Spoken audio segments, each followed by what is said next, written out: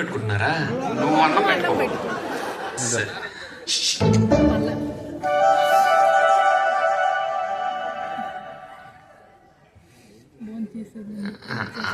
నీకు భోంచేసే ముందు దేవుడికి దండం పెట్టుకునే అలవాట్లేదా? నేను పూజ చేస్తానండి. పూజ చూసి నేర్చుకోండి. మరి చెయ్యి.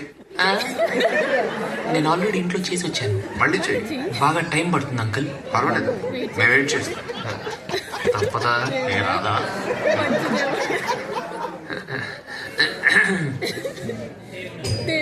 దేవుడా, ఓ మంచి దేవుడా, నువ్వు మాకు తినడానికి తోటకూర పప్పు ఇచ్చావు, బంగాళదుంప ఫ్రై ఇచ్చావు, చారు కూడా ఇచ్చావు. ఇలాగే మన స్టేట్ లో ఉన్న 7 కోట్ల మందికి కూడా ఇవ్వాలి. అలాగే మన కంట్రీలో ఉన్న 90 కోట్ల మందికి, అదే చేత్తో ప్రపంచంలో ఉన్న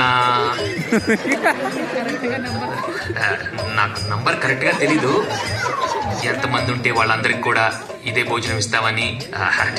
గా ఇదే కాదు, వాళ్ళు ఏం తింటే అది, బ్రెడ్, బటరు, జాము అలాగనమాట.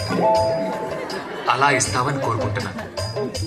నువ్వు ఇస్తావు నాకు తెలుసు, ఎందుకంటే basically your God, your very good God. అంతే, దట్స్ ఆల్. నా ప్రార్థన మీ అందరికి కొంచెం కొత్తగా అనిపించవచ్చు.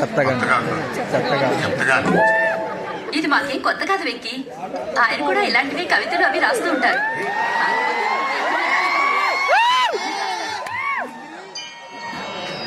నిజంగా? ఇప్పుడు అవన్నీ ఎందుకు లక్ష్మి? నాకు అమ్మన్న కవితలన్నా చాలా ఇష్టం సార్. ఈ మధ్య ఓ కొత్త కవిత కూడా రాశారు. మొన్న వినేసాగా మమ్మీ. మీరు విన్నారే? పాప వెంకీ వినద్దు. Please uncle. వెంకీ, నువ్వు మరీ ముఖమాట పెట్టేస్తున్నావు. It's okay.